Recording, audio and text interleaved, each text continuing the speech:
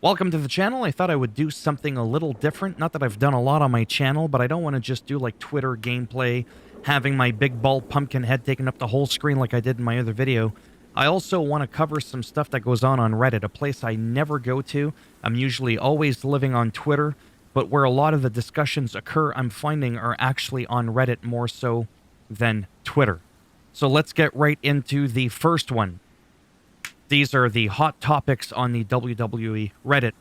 WWE needs to build Sami for the main event scene in preparation for when the world titles split after WrestleMania. They have another Mick Foley here.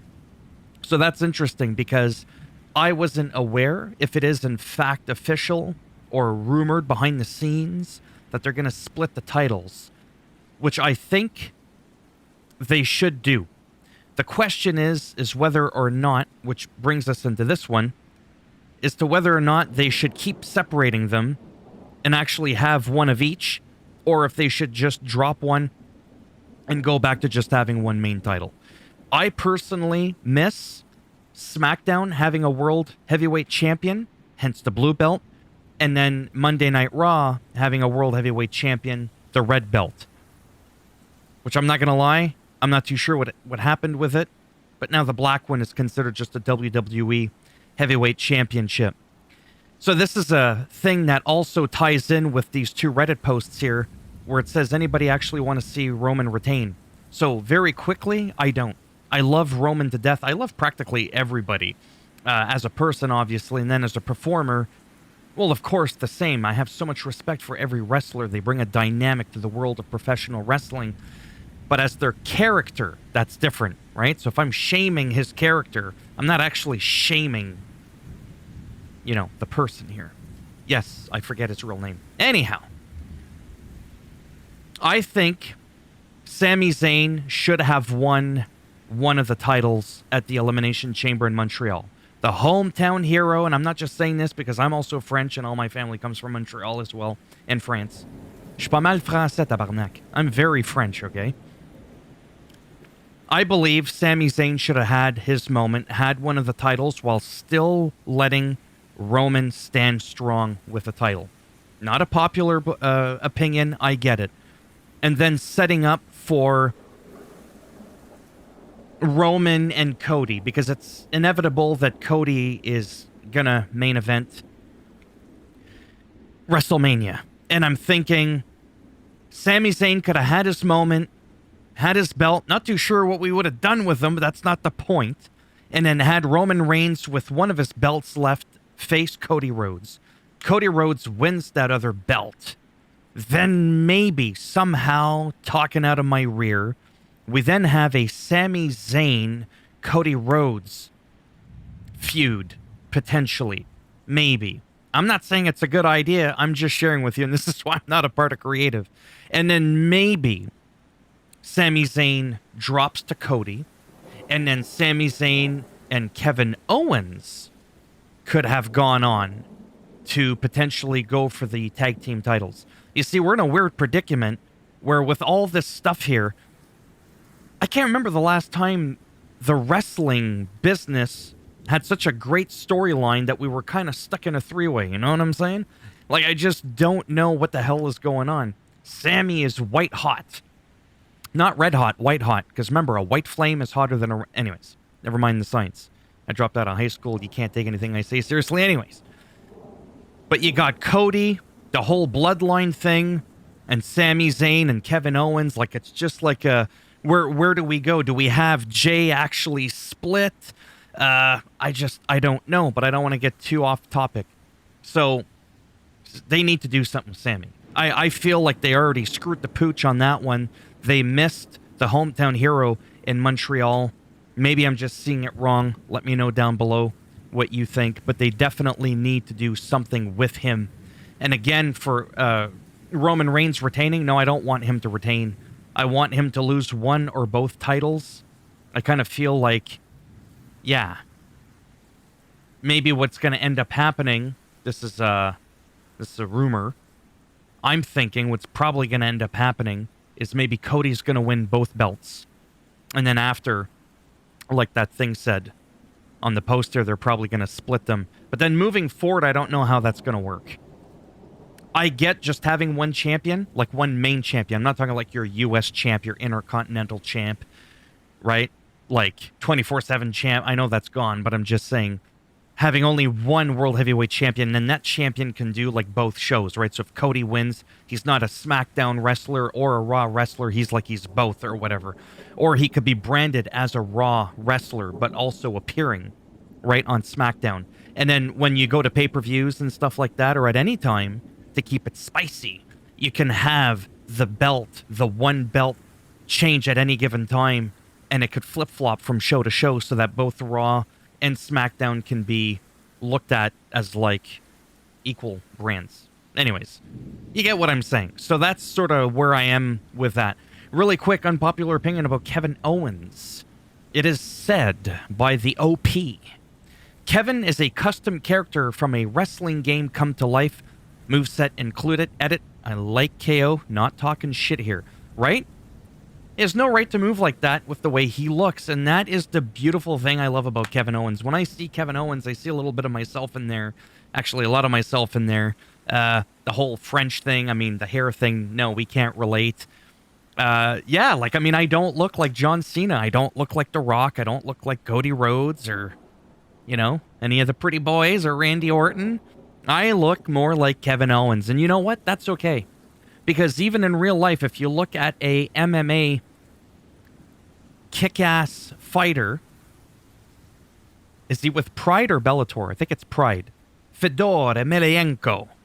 Okay? With all due respect, look at Fedor. Look at him. No offense, he's not much to look at. There's nothing like, whoa, you know, it's not like Bobby Lashley, Brock Lesnar. Right? He doesn't look the part, but he is the part.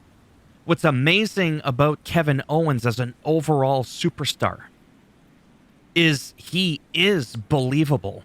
The moves that he delivers with crystal pristine precision. Does that even make sense? The dude is just on another level.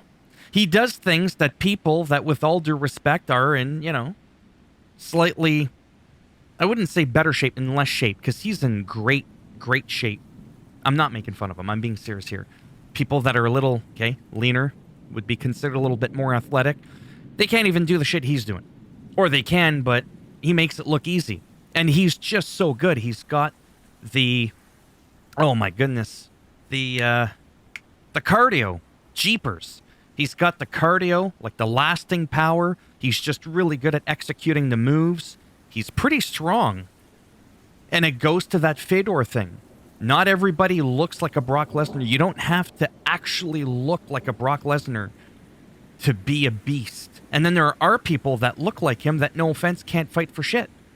Right? We have that ingrained in our minds that if you look like Kevin Owens, now, okay, what's he going to do? Eat another potato chip? Like, and it's wrong. And it's really, really wrong. So, again, just my quick thoughts on Kevin Owens. Wanted to bring that up because when it's all said and done, after 4+ decades of me watching wrestling, I started watching wrestling when Bob Backlund, I almost forgot his name. I almost called him BB. Bob Backlund, BB, was on his like 2,000+ day reign as champion back in '82. And as far back to that era, and your Hogans and your Undertakers, your Ric Flairs, all the big names, your Macho Mans, good old 80s wrestling, even Bruno Sammartino, even back then, Kevin Owens, mark my words, is one of the absolute overall best entertaining wrestling professional superstars that's ever graced God's green earth. Well, right now it's white because it's snowing. Okay? Let's not get too technical. I mean, he's got it all. And he's comedic. He could be funny. He's insane on the mic. Anyways, I go on forever about him. He's something else. Same thing with Sammy. I just love these guys, you know? I really do. It's hard to talk trash about any of them. As an actual person, I would never do that, except for Ryback. Ryback, you're never going to see this, but even if you do, I've already said it to your face on Twitter, you're a dingleberry shitstain. Seriously. That guy, the actual person. That's all I got to say. You won't hear me say that often. So that covers all of that. Really quick, who is the better ring announcer? My man, Mike Rome, or Samantha. I think they're both amazing. I mean, they're just great. That's all there is to it. What I want to throw in is I miss so much Greg Hamilton. I really, really miss Greg Hamilton. Now, I know what you're thinking, but legitimately, this is how I would be if I was running the business. I love how they have one guy, one girl. Like, I really do. Like, a different voice. Remember Lillian Garcia? She was amazing. Back in the days, you had Howard Finkel. I mean, he's a classic, right? Nowadays, with the 2 shows, 1 per show, I love it. I love it. What I don't like is just that Greg Hamilton's gone. It really bothers me. That guy was just amazing. This guy actually sounds like Justin Roberts. If you really think about it, and you close your eye, well, you don't have to close your eyes because half the time you don't even see him anyways. But when he's announcing there, you just think Justin Roberts, like he's got that. I know what I'm talking about. You probably think I'm crazy, but whatever. Last but not least for today's video, which of these 11 superstars most deserve to win the World Wrestling Federation Championship? Again, I got to meet a lot of these guys when I was in Newfoundland. The one time only in my life I went to a show. It was a non-televised show. Everybody was there. Practically everybody on here was everybody on here was there. Now, no offense, most of them are gone, which is very, very, very sad.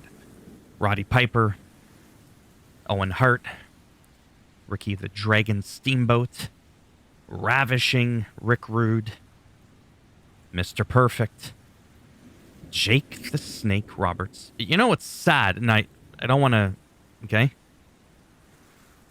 He's alive. Okay, yes. But practically everybody else is gone, and that stings really hard. Jake the Snake is very active on Twitter. Love that. So is the $1 Million Man, Ted DiBiase. Hardcore Christian, but we won't get into that. He's doing great things. Big Van Vader. Man, that guy... so talented for someone his size. Just unreal. Kevin Owens-ish. The narcissist Lex Luger, he's on Twitter. Very, very active. Arguably one of the absolute just best physiques in the history of wrestling. Davey Boy Smith, British Bulldog. Bam Bam Bigelow. Man. If I just had to pick one without giving it much thought, because it's kind of crazy when you have people like Ric Flair and your Hogans and Bruno Sammartinos and all that, they're holding on to the championship for years or several times, or like Ric Flair, woo, the 16 time, and then you got all these guys that are like the 0 time, the no time, and I'm thinking that's some bullshit. But speaking of Ric Flair, remember back in the day, WrestleMania 8, I had to think, there's so many of them, god damn it. You know, when they were partner there and Flair was in his corner with Bobby the Brain Heenan against the Macho Man, if I just had to not overly think about it, that right there is my number 1 pick out of the 11. Absolutely. Absolutely. So me personally, I really enjoyed this because going on Reddit gave me sort of like a reason to talk about something, because I do want to keep this channel active. I don't want to bombard it like crazy like I do with my main gaming channel, where I'm kind of like all over the place, right? Like I said on here, I might do a little bit of these, some gameplay, any wrestling game. Sometimes it might just be my face taking up the whole screen. Hopefully not. We'll be looking at people that look much better than me. And come on, you're making me look bad. But that is something I think I'm going to incorporate, is kind of getting into... Now, how often am I going to do it? I don't know. Probably not once a day. That's probably a little too much. Maybe like a weekly thing, twice a week. going to kind of just test it out.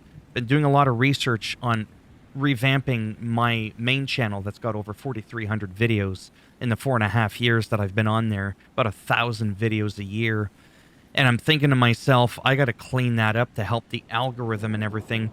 Even the most popular YouTubers in the world, if you upload too much, and then people are skipping over your stuff, because I'm not the only person you're subscribed to, if you're even subscribed to me. I get it. There's other people you want to watch, and I don't blame you. If I'm posting 3-4 times a day and I'm flapping my gums 100 miles an hour, 15, 20 minutes at a time, nobody's got an hour and a half to invest to just want to watch me. You don't. Right? You don't. I'm not Stone Cold Steve Austin or Chris Jericho with their own podcast, somebody that you've invested in emotionally for decades on end that you want to hear what they have to say for 90 minutes straight. Whereas with me, I get it. It's like you might watch one and skip over the other ones, and by you skipping over the other ones, that actually can hurt my channel, my algorithm, and having my next videos not pushed to your homepage as much. I'm just saying, so I gotta be careful. I'd rather make one 1-hour video than 3 20-minute videos, if that makes any sense. Then you can pause it, come back to it later. Okay? Whatever. So this was the Reddit files. Yeah, so if you liked the video, thumbs up. I mean, it does greatly help support the channel with the algorithm. If you didn't like the video, go ahead, give it a thumbs down. And, you know, it's real simple. I'll bend it in half, I'll twist it, and you'll get a little bit of this.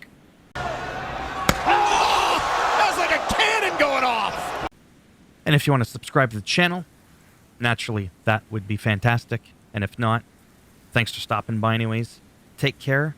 And maybe, if I'm lucky, I'll see some of you, perhaps, in the next one. Bye for now.